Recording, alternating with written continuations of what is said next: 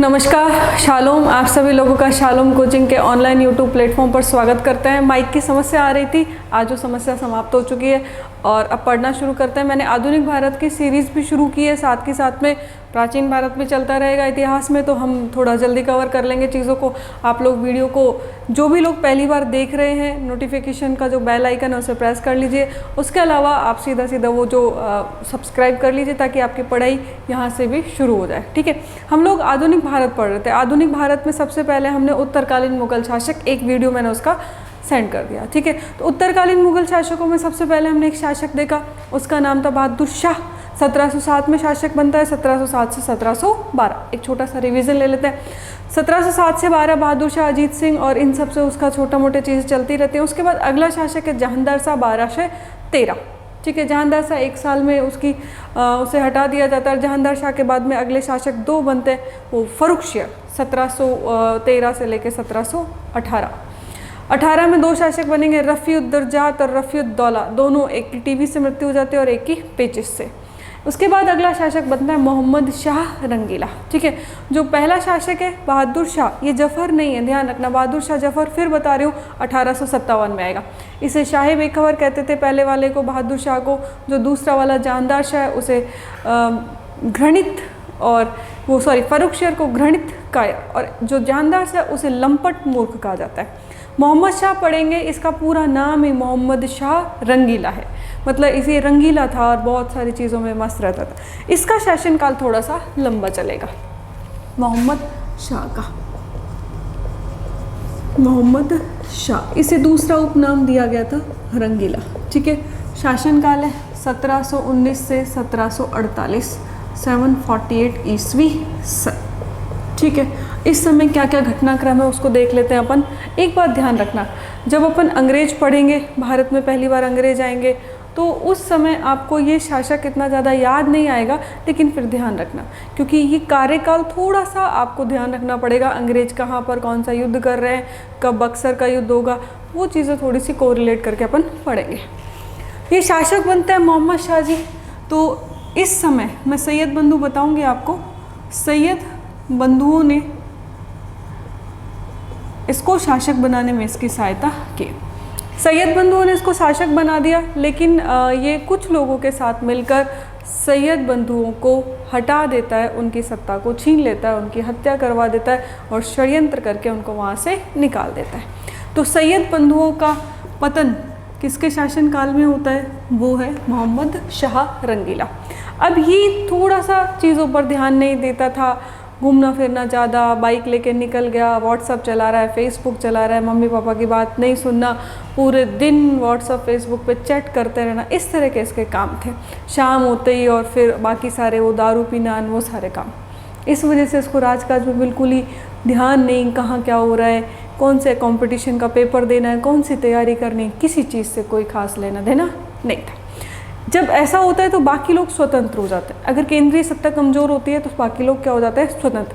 तो इसके समय पर बहुत सारे छोटी छोटी स्वतंत्र रियासतों का गठन शुरू हो जाता है। इसी के खुद के लोग हैं जो बहुत बड़े स्तर पर अपने आप को स्वतंत्र घोषित करना शुरू कर देते हैं। अब इनका देखते हैं अपन। बात है 1724 की। एक व्यक्ति था चिनकिलिच खान, चिनकिलिच खान। इसको एक उपाधि थी, इसने निजाम उल मुल्क, और इस चिनकिलिच खान उर्फ निजाम उल मुल्क ने 1724 में स्वतंत्र हैदराबाद रियासत की स्थापना की। स्थापना कर लेता है, ये जाता है शिकार खेलने के बहाने से बाद में दक्षिण भारत की तरफ में, और वहाँ पे हैदराबाद में अपनी सत्ता स्थापित कर लेता है, पर पूरे रूप से स्वतंत्र घोषित नहीं होता, क्योंकि आगे इसकी भूमिका आएगी, वो अपन थोड़ी सी देख लेंगे। इसी के समय एक और व्यक्ति था, मुर्शीद कुली खान। मुर्शीद कुली खान, ये जो मुर्शीद कुली खान है, ये बंगाल में अपने आप को स्वतंत्र कर लेगा। ठीक है जी। तो बंगाल हमेशा से, जब अपन मध्यकालीन भारत पढ़ेंगे तो बलबन के समय हो, या फिर अपन शेरशाह सूरी के समय पढ़ेंगे, या अलाउद्दीन खिलजी के समय पढ़ेंगे, या फिर हुमायूं के समय, बंगाल हमेशा से विद्रोही गतिविधियों का केंद्र रहता है। या फिर इसको अपन आधुनिक भारत में पढ़ेंगे तो सुभाष चंद्र बोस, वहीं से जाके रिलेट करते हैं। हमेशा विद्रोही गतिविधियों का केंद्र कौन सा माना जाता था? बंगाल। यही कारण है 1905 में बंगाल का विभाजन लॉर्ड कर्जन करता है। वो कहता था कि बंगाल का विभाजन कर दो, क्योंकि यहाँ पर राष्ट्र विरोधी जो गतिविधियाँ, अंग्रेज विरोधी गतिविधियाँ बहुत तेज़ी से पनपती थी। ठीक है, तो मुर्शीद कुली खान अपने आप को कहाँ का स्वतंत्र शासक घोषित कर देता है? बंगाल का। अगला व्यक्ति है सआदत खान। सआदत खान, सआदत खान जाता है और ये अपने आप को अवध का स्वतंत्र शासक घोषित कर देता है। एक और व्यक्ति है मोहम्मद बंगश खान। मोहम्मद बंगश खान, मोहम्मद बंगश खान अपने आप को जाता है और रुहेलखंड यहाँ पर अपने आप को स्वतंत्र सत्ता घोषित कर देता है। जो रुहेलखंड है यहाँ पर छत्रसाल इनका अधिकार होता था और ये छत्रसालों को जाकर के बहुत ज़्यादा परेशान करता था। एक और व्यक्ति है सादतुल्ला खान, और ये सादतुल्ला खान जो है वो कर्नाटक की तरफ जाकर के अपनी स्वतंत्र सत्ता की स्थापना कर देता है। तो मोहम्मद शाह रंगीला जो हमेशा रंगरलियों में डूबा माना जाता था, हमेशा अपने समय को बर्बाद करता रहता था, उसके समय सबसे ज़्यादा क्षेत्रीय सत्ताओं के उदय होने की शुरुआत हो जाती है। चिनक्लिज खान 1, इधर से मुर्शीद कुली खान 2, सआदत खान 3, ये 4 और ये 5। देखो अपन जब 1761 में पढ़ेंगे, इसके बाद वाला जो शासक होगा उसके बाद अपन पढ़ेंगे 1761 में, तो 1761 में अवध में शुजाउद्दौला आ जाएगा। सआदत खान के बाद कौन आ जाएगा? शुजाउद्दौला, को रिलेट करेंगे अपन। ठीक है, यहाँ पर ये बंगाल मुर्शीद कुली खान ये शासक बना हुआ, उसके बाद में वहाँ पर अपन पढ़ेंगे तो ये, और उसके बाद में दिल्ली का शासक मोहम्मद शाह, यहाँ पर शाह आलम आ जाएगा। 3 व्यक्ति हैं, तीनों के साथ में युद्ध होगा 1761 का, और पूरा का पूरा भारत, उत्तर भारत अंग्रेजों के पास चला जाएगा। ठीक है, पूरी तरीके से कमज़ोर होते चले जा रहे हैं ये लोग। अब ये जो घटनाक्रम है, इसी घटनाक्रम के बीच में एक और घटनाक्रम होता है। यहाँ पर क्या, भारत में, दक्षिण भारत में इस समय जो मराठे हैं, मराठे अपन औरंगजेब के समय से पढ़ रहे हैं, शिवाजी को, मराठे बहुत स्ट्रांग होना शुरू हो जाते हैं। लेकिन मराठों में पेशवा छत्रपति अपन पढ़ेंगे, जैसे मराठे हैं शिवाजी के बाद संभाजी की मृत्यु हो जाती है, औरंगजेब उनकी बहुत दर्दनाक, विश्व के इतिहास की सबसे दर्द भरी मौत अगर किसी को मिली है तो वो संभाजी को। संभाजी के बाद में राजा राम और इस तरीके से शाहू ये शासक बनते हैं। लेकिन शाहू के बाद में पेशवा कमज़ोर हो जाते हैं। पेशवा पहले जो होते हैं वो छत्रपति कमज़ोर हो जाता है, और छत्रपति के कमज़ोर होने के साथ साथ पेशवा स्ट्रांग हो जाते हैं, और जैसे ही पेशवा स्ट्रांग होते हैं तो इसके शासनकाल में पेशवा बाजीराव प्रथम, मैं पढ़ाऊँगी, बालाजी विश्वनाथ 1713 से 1720 वो बनते हैं। उनके बाद में उनका बेटा बाजीराव प्रथम, तो बाजीराव प्रथम आता है इस समय, बाजीराव प्रथम। और ये जो बाजीराव प्रथम है ये 500 घुड़सवार लेकर सीधा दिल्ली पर आता है। इस समय इसका इतना खौफ था बाजीराव प्रथम का कि मोहम्मद शाह रंगीला इससे डरने लगा था, और मोहम्मद शाह रंगीला इससे इतना ज़्यादा डरता था, कहते थे कि मोहम्मद शाह रंगीला ने ये कहा कि इसका एक पेंटिंग, एक फ़ोटो मुझे दिखाओ कि कितना खतरनाक आदमी है। अब तो आपने फिल्म में रणवीर कपूर को देख लिया, और रणवीर कपूर है या रणवीर सिंह है, देख लेना जो भी है, उसको देखने के बाद में आपको ऐसा लग रहा है कि इतना खतरनाक नहीं है। लेकिन जो फ़ोटो बनाई गई, उस फोटो को देख के कहते हैं कि मोहम्मद शाह रंगीला डर के, अरे हटाओ इस फोटो को मेरे सामने से, बुरे तरीके से डर गया। ऐसा है, सच्चाई घटना। अब इसकी फ़ोटो भी क्या बनाई, जैसे अपने यहाँ पर दुर्गादास राठौड़ की फ़ोटो, भाले में बाटी लगा के सेक रहे, घोड़े पर ही सेकते हुए खा रहे। इसका फ़ोटो बनाया बाजीराव प्रथम का, उसमें ये था घोड़ा है, घोड़े पर जा रहा है, गेहूं की बालियाँ उगी हुई है, यानी कि गेहूं के जो है, और उसको लेके हाथ से मसल के गेहूं खाता हुआ वो निकल जा रहा है, बाजीराव प्रथम। तो बाजीराव प्रथम जो था 1720 से 1740 बाजीराव प्रथम का कार्यकाल था, अपन अलग से भी पढ़ेंगे। वो मोहम्मद शाह रंगीला के समय 500 घुड़सवार लेकर दिल्ली पर चढ़ाई करने एक बार आ जाता है। कुछ अधिकार मांगता है, वो अधिकार इनको मिल जाते हैं। तो यहाँ पर मराठों में पेशवा मजबूत हो जाते हैं, और उनकी तुलना में यहाँ पर ये कमज़ोर होना शुरू हो जाते हैं। इसका सेंटेंस है बाजीराव प्रथम का, पढ़ेंगे अपन मराठों में, कि हम मराठा पताका को कटक से लेकर अटक तक पहुंचा देंगे। ठीक है, तो ये आप स्क्रीनशॉट लो, फिर अपन आगे बढ़ते हैं। ठीक है, तो आगे का घटनाक्रम इसके समय एक और व्यक्ति है नादिर शाह, जिसे ईरान का नेपोलियन कहा जाता है। उसका आक्रमण होता है नादिर शाह का। नादिर शाह के वंश में एक और व्यक्ति होगा और आगे चल के उसे अफगानिस्तान काबुल की स्वतंत्र सत्ता दी जाएगी, वो होगा अहमद शाह अब्दाली। तो 1739 ईस्वी सन में नादिर शाह आता है और नादिर शाह भारत पर आक्रमण करता है। भारत पर आक्रमण करता है। नादिर शाह कहता है कि हाँ भाई, इसे ईरान का नेपोलियन कहा जाता है। ध्यान रखना, नादिर शाह को ईरान का नेपोलियन, ईरान का नेपोलियन, ठीक है। नेपोलियन हुआ था यूरोप का शासक, फ्रांस का शासक नेपोलियन, और अपने यहाँ पर समुद्रगुप्त को भारत का नेपोलियन कहा जाता है। तो इसने आक्रमण किया भारत में। अब ये आक्रमण करता है 24 फरवरी 1739 को। बिल्कुल याद मत रखना तारीख, मैं तो बस बता रही हूँ, आप सुन लो, ठीक है। 24 फरवरी को आक्रमण करता है और उस आक्रमण में ये सेना लेकर जाता है मोहम्मद शाह 80,000 की। 80,000 सेना में कौन था इसकी सेना में? एक तो वही नादिर शाह, निजामुल मुल्क चिनकिलिज खान जिसे कहते हैं, और एक अवध का सादत खान, ठीक है। ये दोनों जाते हैं यहाँ पे। अब यहाँ पर जो निजामुल मुल्क था वो देख लेता है कि इस युद्ध में विजय नहीं होनी अपनी, और वो इसका भांप लेता है और इस युद्ध में अंततः मोहम्मद शाह रंगीला पराजित हो जाता है। मोहम्मद शाह रंगीला का मीर बख्शी होता है बहादुर खान। मोहम्मद शाह रंगीला का मीर बख्शी है बहादुर खान। मत याद रखना नाम, मत नोट्स में भी लिखना, कोई ज़रूरत नहीं है, केवल हल्का सा ध्यान रख लेना। इसकी इस समय मृत्यु हो जाती है। बहादुर खान मारा जाता है, इसका पद मीर बख्शी का वो मरने के बाद खाली हो जाता है। तो जो निजामुल मुल्क चिनकिलिज खान था वो मध्यस्थता करता है। मध्यस्थता करने के बाद कहता है आपको क्यों आए यहाँ पर, आक्रमण करने का क्या कारण था? नादिर शाह कहता है रुपए लेने के लिए आया था और कोई कारण नहीं है, भारत में मुझे नहीं रुकना, मेरी जो फौज है भाड़े के मैंने सैनिक इकट्ठे किए, इनको पैसा चाहिए। और कहा जाता है उस समय कि बड़ी रिश्वत दी जाती है नादिर शाह को और लगभग 20 करोड़ रुपए के आसपास की टोटल संपत्ति वो यहाँ से लेकर के चला जाता है। नादिर शाह का बेटा था, उससे मोहम्मद शाह की बेटी का विवाह कर देते हैं, सारी चीज़ें सामान्य हो जाती हैं, उसके बाद वो वहाँ से निकल जाता है, ठीक है। तो ये ध्यान रखना 1739 में इसके समय किसका आक्रमण होता है? नादिर शाह का, ठीक है। ईरान का इसे क्या कहते थे? नेपोलियन। रंगीला था, हमेशा रंगरलियों में डूबा रहता था। चलो, ये हो गया मोहम्मद शाह रंगीला।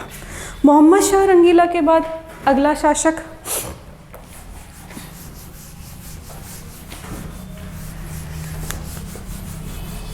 ठीक है, और उसका नाम है अहमद शाह। मोहम्मद शाह रंगीला के बाद अगला शासक बनता है, ठीक है। तो मोहम्मद शाह के समय एक इम्पॉर्टेंट बात और है, क्योंकि इस समय नादिर शाह भारत में आता है और नादिर शाह के भारत में आने पर भाषा की थोड़ी सी दिक्कत होती है। इसके समय उर्दू का विकास होता है, ठीक है। उर्दू जो भाषा है, देखो इसका भाषा में लिपि जो है, मैंने आपको किसी क्लास में बताया होगा पहले, लिपि अलग चीज़ होती है। तो उर्दू की जो लिपि है वो है अरबी। कौन सी लिपि में लिखी जाती है? अरबी में लिपि में। सेंटेंस फ्रेमिंग जो वाक्य विन्यास है वो हिंदी भाषा का है। वाक्य विन्यास वो कौन सी भाषा का है? हिंदी भाषा का। उर्दू जो है इसको कहते हैं खेमे की भाषा। खेमे की भाषा, ये खेमे की भाषा है, सिपाहियों ने आपस में बातचीत करने के लिए अपने प्रयोग में ली। इसमें जो शब्द हैं वो फारसी भाषा के हैं, कुछ अरबी भाषा के हैं, कुछ हिंदी के हैं और कुछ पंजाबी के हैं, ठीक है। उनसे मिली जुली जो भाषा बनी उसे क्या कहते हैं? उर्दू। उर्दू के रेख्ता कहा जाता था पहले। उर्दू को पहले क्या कहा जाता था? रेख्ता। तो एक व्यक्ति हुए हैं, उनका नाम है गेसू दराज, और गेसू दराज ने किताब लिखी है मिरात उल आशरीन। एक व्यक्ति हुए हैं गेसू दराज, और गेसू दराज ने किताब लिखी है मिरात उल आशरीन। ध्यान रखना, कभी किसी एग्ज़ाम में आ सकती है। तो ये जो मिरात उल आशरीन किताब है वो रेख्ता का पहला उदाहरण है, प्रथम उदाहरण। यानी कि उन्होंने जो लिखी है रेख्ता में वो उर्दू में, मैंने फिर बताया उर्दू लिपि नहीं है, लिपि अरबी होती है। सेंटेंस फ्रेमिंग जो हिंदी का है उसको रेख्ता कहते थे। और रेख्ता में जो किताब लिखी गई है गैस उदराज के द्वारा, कौन सी किताब लिखी गई है? मिरात उल आशरीन। ठीक है, तो ये चीज़ें यहाँ पर किसके शासनकाल की हो गई? मोहम्मद शाह रंगीला। अगला शासक अपन देख लेते हैं अहमद शाह। ठीक है, अहमद शाह 1748 से 1754 ईस्वी सन। 1748 से 1754 ईस्वी सन। अहमद शाह 1748 से 1754 ईस्वी सन। देखो इसके समय ऐसी कोई खास विशेष बात नहीं है, विशेष बात है नहीं। अब हुआ क्या, मोहम्मद शाह रंगीला मैंने आपको पहले बता दिया कि रंगीला था, इसके एक महिला मित्र थी, उसका नाम था ऊधम बाई। और ऊधम बाई जो पहले राज दरबार में नृत्यांगना थी। अब ऊधम बाई से ये विवाह कर लेता है। ऊधम बाई के बेटे का नाम क्या था? अहमद शाह। ठीक है साहब, अहमद शाह जी शासक बन गए। अब राज सत्ता जो थी सारी की सारी किसके हाथों में आ गई? ऊधम बाई के हाथ में। ऊधम बाई को विलास ए विला ये एक उपाधि प्रदान की थी। और ये उपाधि किसने प्रदान की थी? अहमद शाह ने।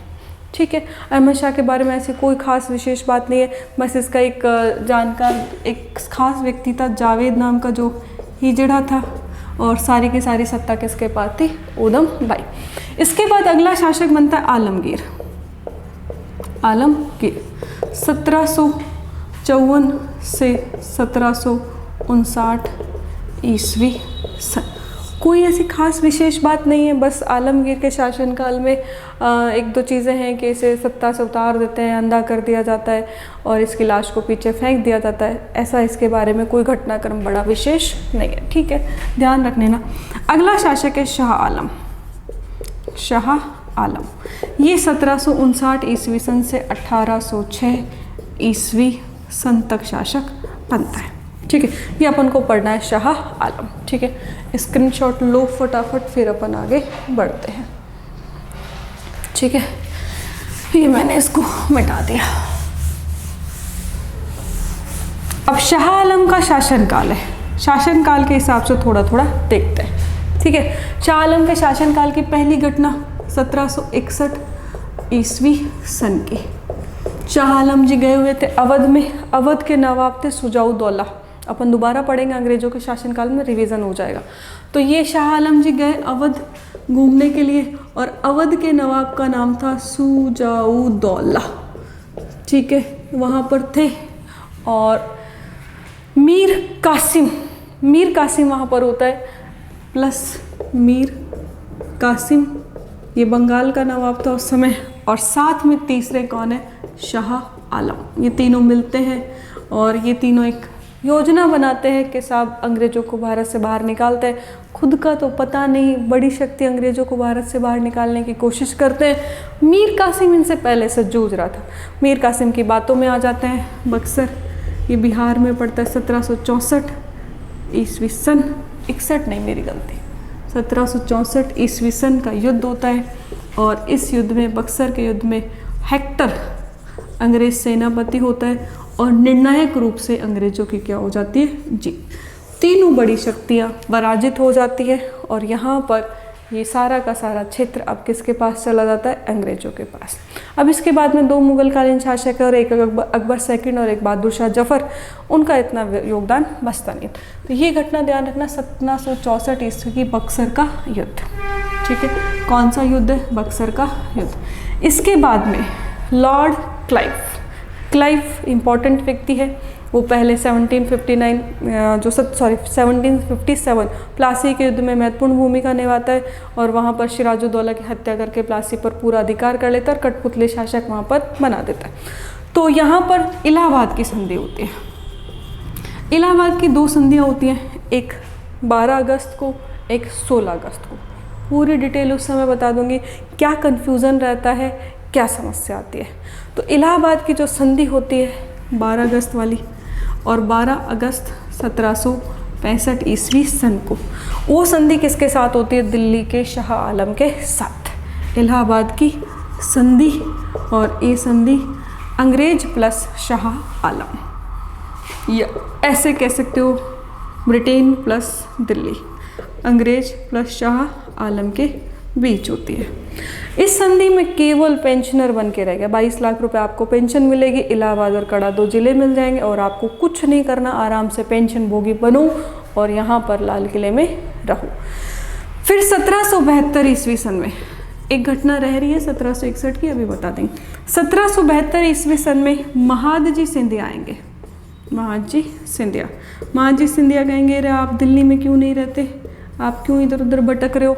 तो कहेंगे कि दिल्ली में कैसे रहे, दिल्ली में इधर तो मैंने गलती से एक घटना हो ही गई मुझसे, इधर एक शाहजहाँ द्वितीय नाम से एक और व्यक्ति को शासक भी बना दिया होता है, तो ये उस समय दिल्ली से बाहर रहता है। ठीक है, तो महादजी द्वितीय सिंधिया आएंगे और दिल्ली का बादशाह यानी कि इनको वापस से अपनी गद्दी पर बिठा देंगे।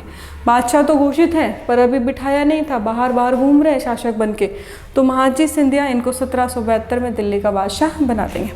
इसी बीच में दिल्ली में एक व्यक्ति था जो शाहजहाँ द्वितीय के नाम से गद्दी पर बैठा हुआ था, शाहजहाँ सेकंड, वो इन्हीं का पैरेलल चलता है, जो इस समय शासक अपने आप को घोषित उसने किया हुआ था। ठीक है, ये हो गई घटनाक्रम। अब इसके बाद में एक इम्पॉर्टेंट घटना और है, वो ये है कि 1761 में शाह आलम के शासनकाल में आक्रमण कौन करता है? अहमद शाह अब्दाली। अहमद शाह अब्दाली भारत आता है। अहमद शाह अब्दाली 1748 से भारत पर आक्रमण करना शुरू करता है। 1739 तक कौन कर रहा था? नादिर शाह। नादिर शाह खुश हो जाता है अपने इस व्यक्ति से और इसको कंधार, काबुल का स्वतंत्र शासक घोषित कर देता है। और नादिर शाह ने कहा था, मैंने पूरे ईरान और तुरान में जो अहमद शाह अब्दाली है, इस जैसे चरित्र का कोई व्यक्ति नहीं देखा। अब अच्छा चरित्र का या बुरा ये तो नहीं पता, पर उसने ये सेंटेंस बोला। तो 1748 में अहमद शाह अब्दाली ये भारत पर पहला आक्रमण करता है, प्रथम आक्रमण करता है। ये टोटल भारत पर कुल मिलाकर कितने आक्रमण करेगा? 7। ठीक है, इसका 1761 में जब पानीपत का युद्ध होगा वो 5वां आक्रमण होगा। पानीपत का आक्रमण, पानीपत का युद्ध, पानीपत का कौन सा युद्ध है? ये 3रा युद्ध है, और ये इसका 5वां आक्रमण था। किसका आक्रमण था? 5वां आक्रमण अब्दाली का। कंफ्यूजन तो नहीं हो रहा कुछ? फिर से देख लेते हैं। पानीपत के 3 युद्ध हुए हैं, देखो इसको देख लेते हैं पहले। ये अपना भारत, उत्तर भारत ही देख लेते हैं जी, इतनी ज़रूरत है। ठीक है, ये अपना उत्तर भारत। जब पानीपत का पहला युद्ध होता है तो पानीपत के पहले युद्ध में बाबर 1526 ईस्वी सन में इब्राहिम लोदी को पराजित करता है। देखो यहाँ पर था इब्राहिम लोदी और यहाँ था बाबर। देखो पानीपत के युद्ध की एक खास बात है, तीनों युद्धों में इधर से आक्रमण करने वाला जीत जाता है और जो इधर की तरफ से युद्ध करता है वो हार जाता है। इब्राहिम लोदी जी थे और 1526-27 ईस्वी सन की घटना है। 14 जनवरी को युद्ध हुआ था, 14 जनवरी 1527 को। ठीक है, इस युद्ध में इब्राहिम लोदी की हार होती है। यहाँ इब्राहिम लोदी पराजित हो जाता है और बाबर जीत जाता है। ठीक है, अब दूसरा युद्ध होगा पानीपत का। इस दूसरे युद्ध में यहाँ से हेमू जाता है। ठीक है, इधर से अकबर है, अकबर युद्ध करता है, अकबर की जीत होती है 1555 में और हेमू यहाँ से पराजित हो जाता है।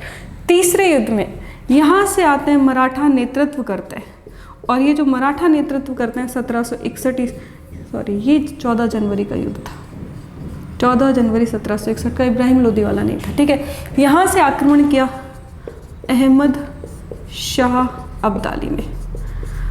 अहमद शाह अब्दाली, पहला आक्रमण ये इब्राहिम लोदी वाला, दूसरा आक्रमण हेमू वाला और तीसरा आक्रमण ये था मराठों वाला। तीनों जो भारत की तरफ से लड़े, तीनों जो भारत के खिलाफ लड़े, ये तीनों जीतते हैं और ये यहाँ से तीनों व्यक्तियों की पराजय हो जाती है। ध्यान रख लेना, कॉन्सेप्ट है, ज़्यादा ध्यान देने की जरूरत नहीं है, सिंपल सी चीज़ें याद हो जाएंगी। इब्राहिम लोदी लड़ता हुआ मारा जाता है, एकमात्र सल्तनतकालीन शासक जो युद्ध में लड़ता हुआ मारा गया इब्राहिम लोदी।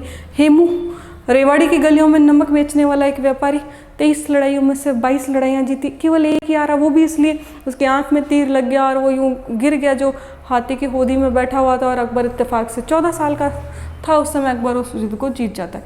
अकबर ने हेमू की हत्या करके यहाँ पर एक बार, पहली बार गाजी की उपाधि धारण की थी। अकबर अपने जीवन काल में 2 बार गाजी की उपाधि धारण करता है, एक बार हेमू की हत्या करने के बाद, दूसरी बार 1567 में जब वो चित्तौड़ पर आक्रमण करता है और 30,000 राजपूतों का सिर कटवाकर जब मीनार बनाता है, तो वो दूसरी बार गाजी की उपाधि धारण करता है। यहाँ पर अहमद शाह अब्दाली ये आक्रमण कर रहा है लगातार, और ये इसका कौन सा आक्रमण था? 5वां। और इस समय मराठा नेतृत्व करता है। मराठा नेतृत्व में अपन देख लेंगे सदाशिवराव और विश्वासराव दोनों होते हैं, और यहाँ पर मराठों की पराजय हो जाती है। और कौन जीत जाता है? अहमद शाह अब्दाली। लेकिन अहमद शाह अब्दाली को जीत इतनी आसानी से नहीं मिली थी, बहुत मुश्किल से जीत मिली थी।